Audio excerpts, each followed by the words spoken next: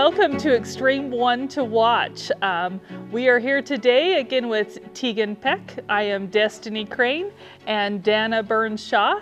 We are 5th and 6th generation Burns family members. We are excited to have our great guest with us today as Desirae Wheeler. She's been a longtime futurity trainer and barrel horse trainer, and we look forward to visiting with her today. We always loved when Desirae show up. It'd be like the big 7-8 horse trailer with all, lots of entries over the years. I think, about how long do you think you've been running with us at Xtreme? Oh, I think so. Alicia's horse, it's her dam, and it was my very first year that I started barrel racing. So I think in 2003. I mean, it kind of dates me, but it's been a long time. I mean, this is absolutely my favorite. When you guys put on a barrel race, it's my favorite. When did you start barrel racing, and how did that guide us through that and your journey of how that started for you? Yeah, so when I first started, I've always been on a horse, but we started on the flat track. I was a jockey. I actually started a little bit earlier than what I was supposed to. I just had a drive of speed, which is weird to say, but my first racehorse I got on, I was 11 years old, and I loped it around the track and then would blow him down. And then I got in a couple bad accidents my senior year, and so I just started getting scared, like in the gates, and that's not a good thing. And so my mom was like, "Oh, what else could we do? I bet you this horse would be really good on barrels," and I took off.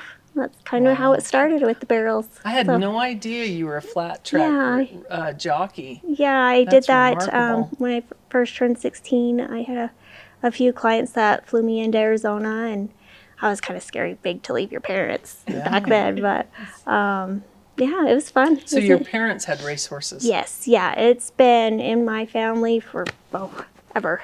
For as long as I can, on both sides of my family, and even on my husband, on his side. My father-in-law is a steward for the racetrack, so it's just, we love horses. You can't get away from them.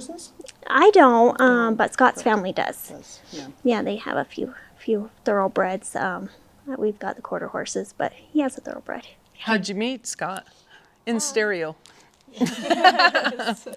Yeah, so I actually saw him on the racetracks all the time. I used to always make fun of him because he'd be that little boy that would be running his horse in and out of the barns and getting just his butt chewed by stirring up the horses. But that was my first experience with him. And then my best friend, Cammie Camphouse, Knutson back then, but she would always hang out with him. And I mean, we would always have our little group of friends, and then kind of pulled away from each other.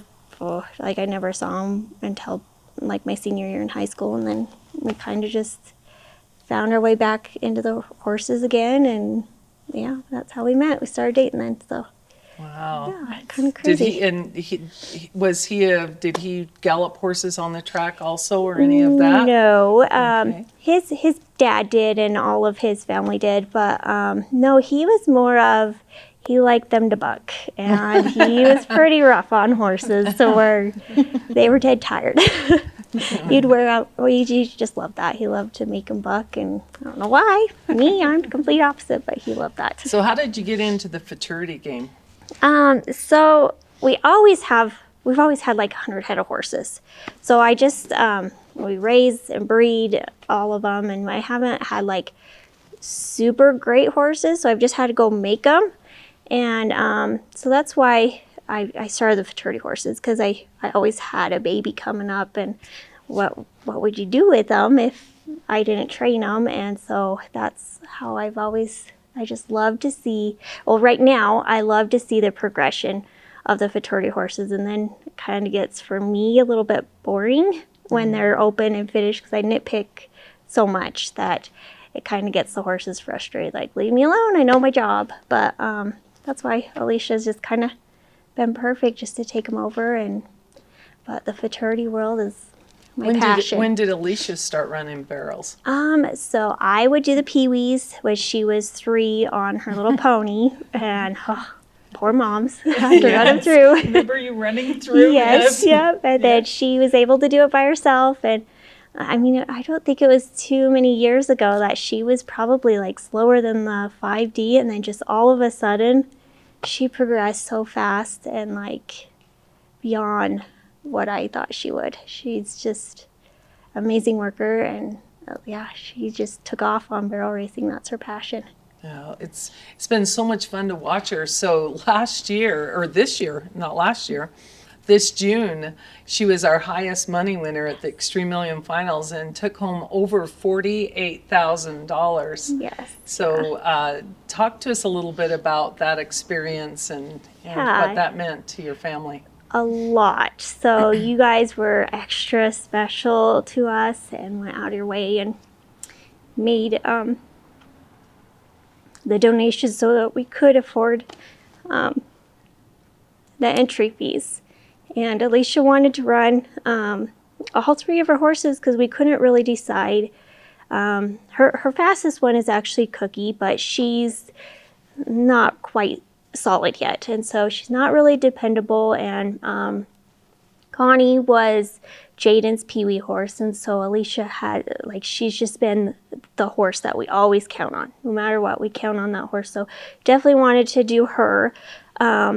But then there's a stud that she kind of had a passion with, and her and Jaden kind of would ride together with Smokey and Connie, and they'd always be together. So I'm like, well, let's just try to do one run. But then we ended up entering every day, and then you guys were so great to work with us to where I was kind of having meltdowns, and you let us run twice a day, the 2 days, and it was like, just made it so, it was like therapy for us. Like, to see her go out and just get faster and faster with every single horse, it was beyond Well, and she was riding your horses as well. Yes. And tell the audience what had happened with your injury.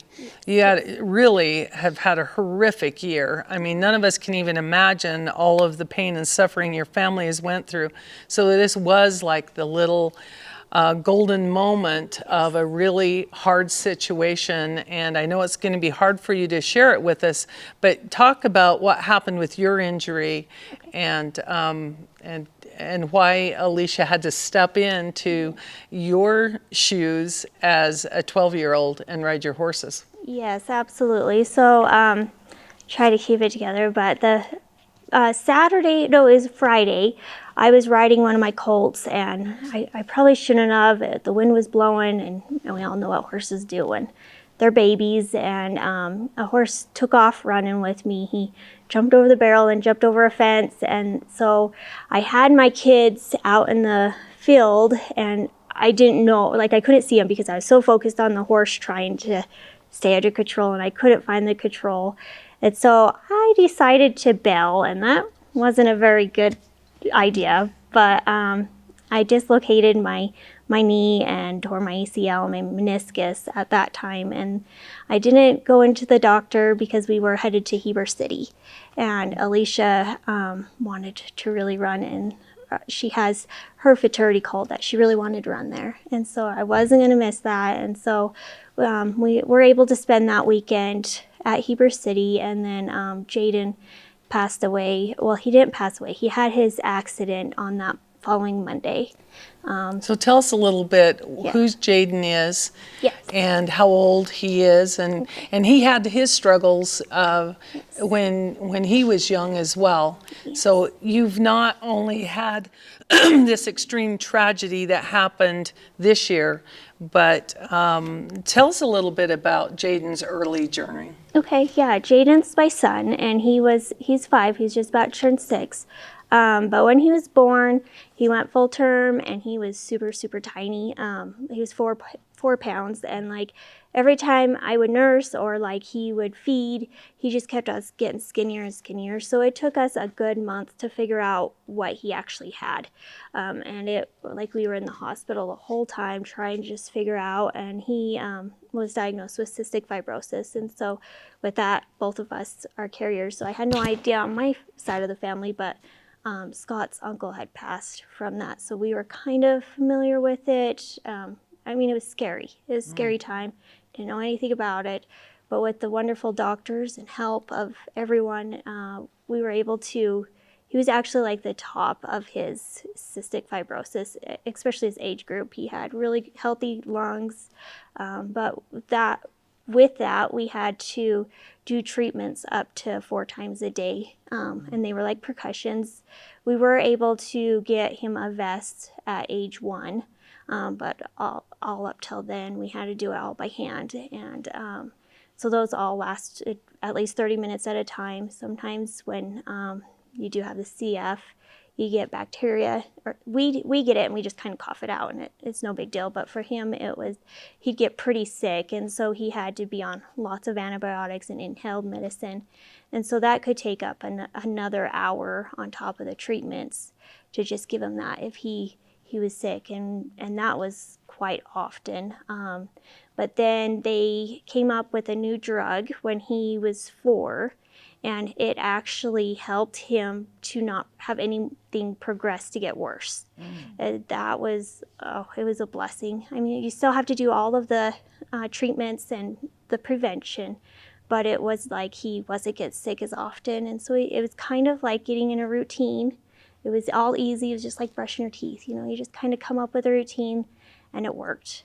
And so he was doing really, really well with that part. And you'd take him to all the events Yes, with you. yes. You guys are on the road a lot. Yes, yeah, a lot. And that was another study they had done, because CF kids are not supposed to be out in the dust and the dirt. And I mean, it worked for him. It didn't affect him, it didn't hold him back. And so that was like another really cool situation, because it was scary at first. I didn't think we could do it, you know, make it possible. But we've been beyond blessed with help and knowing what to do and when to do it. And it just worked. So. Yeah. And it wasn't long after you had your accident on your leg, right? You got hurt on a Saturday.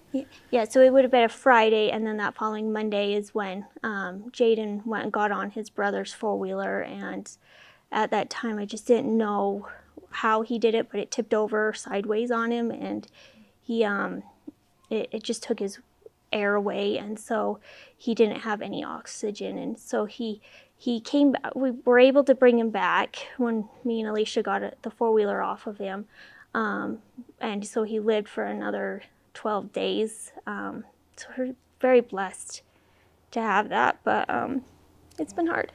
Oh, it's unimaginable, all of the pain. This barrel racing community rallied to help. That's the wonderful thing.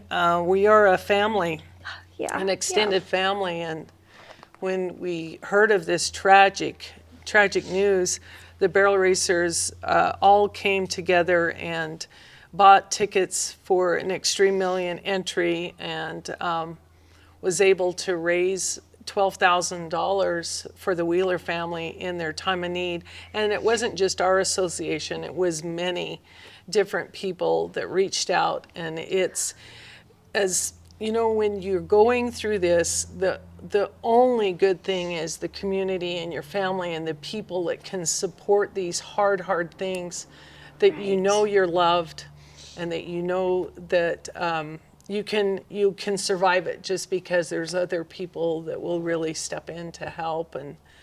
And so this was in July? This accident was in April, the end of April, and he passed May 7th. So just from April to May, and then after that point, then we had the Xtreme Million in June. Right. That's right. So it was so close, and that was a hard decision to make, to come. Yes. Because you probably just want to pull the head over under the covers and not even. Right. We went to where it was like the same day, like you just couldn't even, you didn't know that it had even been another day. It was just a undescribable time. And but we still had the 2 kids, and so that's kind of what kept me driving. I was like, they have to know that there's reasons for stuff to happen, and you don't give up on your dreams. And Jaden wanted that. I mean, he was a go-getter. And so that kind of just got us that kickstart to where everyone came together. I had so many phone calls and like just overwhelming. I didn't have to worry about the bills or the funeral cost. Sorry.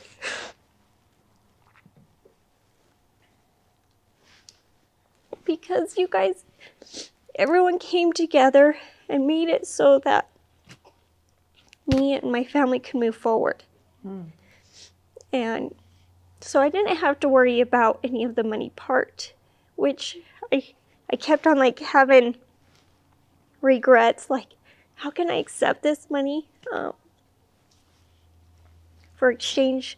I just kept on having guilt, like I was exchanging Jaden for the money, but it was everyone's passion and help, and that helped us get that first step that we needed. Oh, and I think that that's so important for everyone to know and understand the importance of their contributions to families in need, because we all experience loss in different ways, but to lose a child is so unbearable in the way that poor Jaden passed. But to be able to go forward, and then as the universe came all together you couldn't have scripted it any better, in my view, Right. than to have Alicia, that is such a great person and sister to Jaden, to be able to see her come in and take those reins just days after all of this, and be able to have the mental capacity to not only compete, but to achieve the biggest prize and win a $48,000 check. If there's not some sort of divine intervention that's involved in some of this, I would really be surprised. Exactly. That's exactly how we felt. Like there were angels and Jaden was there, and especially like each run, it was just more of a confidence to move forward. And animals are healing. Like Absolutely. they absolutely helped heal us. I mean, we're still not all the way healed, but I mean, it helped so much. And then just you wanted to stay bundled up in a little ball, but that's not how we operate. We like to be around people, and it took me a while just to keep on coming up and saying hi to everyone. And I didn't mean to like purposely avoid everyone, but it was just really hard step to just baby steps. And it's overwhelmingly to hear all of the stories of especially what others have gone through, and it's helped to kind of put things back in order to where you could still make dreams, you could still accomplish huge dreams like Alicia just did. And that's all she kept on saying is, I just want to beat my time, I just want to beat my time. And like every run, it was unbelievable. It was And just cool. The right times. Yes, that yes. 15-0 held from the very first part of the week, and it just kept her right there with her zeros and fives. And yeah, and that it never was just happens. Never does. And the 14 nines with the barrels would barely tip, barely tip, and just kept her and held her into those sweet spots. Yes, and that's why I say it was divine. It was so unlike anything I've experienced in all the years of calling the race, and watching her bravery, and watching you support and coming in such a hard time. Because I think some of the hardest times in grief is when someone's nice to you. It's like, don't be nice to me, because then it's harder. You melt. Feel guilty. You just melt. Yes. You feel their love, but it brings it all back. Yes. And there was so many people that was so proud that you guys came, and it's a wonderful decision that you made. And I love what you said, Des, about it helped you move forward. Yes. Because you can't stay in that hell that long. It's so treacherous. Yes. When we lost my little brother tragically at 10, he was run over, and that was so tragic, because you have to find some way to advance forward. And I love that, because I felt that with different things, and seeing that it doesn't take it away and it doesn't Right. ease the pain, but it's just, you carry it forward with you. Right. And Right.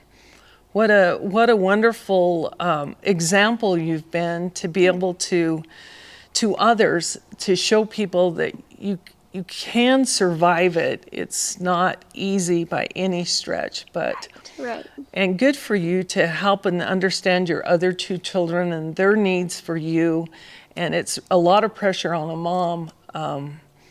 You've kept them on good horses. You kept running and advancing them. When you said that Alicia just took off, I remember when she did that, and it was just like, wow. Yeah. Not only she was like in a 10 and under, and was in that, and then all at once she's winning 1Ds and 2Ds, and in the top level of her game, and lots of hard work for both parties on that, and so much fun to watch how you guys have, and your mom, she's always so complimentary. She's came up forever. She's told me, what I did wrong in the early stages and what I needed to do to improve my skill as, so I wouldn't lose my volunteer position with announcing, but really have appreciated her and her honesty and her upfrontness, and it's always a delight when we see the Wheeler trailer, come in. Not only do we know we're going to get like 12 to 16 entries, but you have a lot of nice horses, and it's really been a pleasure just having you part of our Xtreme family. Thank you. No, I just can't thank you guys enough. It's from the ground, the atmosphere. That's the biggest thing, is the atmosphere. You're just always happy. Even the gate person, your husband, is amazing to just come and know you're going to be happy and it's going to be fun. And that's, I'm great ground. I mean, we worry so much about the horses and us as safety. And so it's a whole package here, the whole package when we come to your race. And so we appreciate it so much.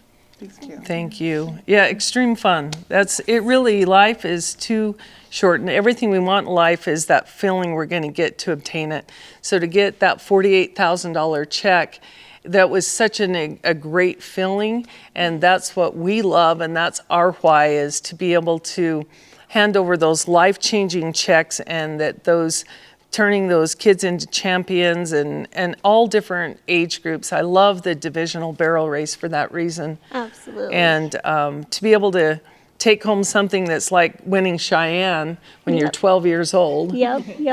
It's you'll never forget it, and we'll never forget it. Exactly. And we're looking forward to what's going to happen this year with the Wheeler family. With both of you in there. It will be a lot of fun, and best successful wishes on all of your endeavors and down the road, and with these terrible tragedies you've had to overcome. And may God be with you and help you and your family, because we sure feel like you're part of ours. Thank you so much. Same with us. So, thank you. Well, we'll tune in, and you guys watch for the Wheelers down the road. They're so much fun to watch, and always one to watch. And that's why we wanted to feature them here today on Xtreme One to Watch. The Wheelers are always one to watch.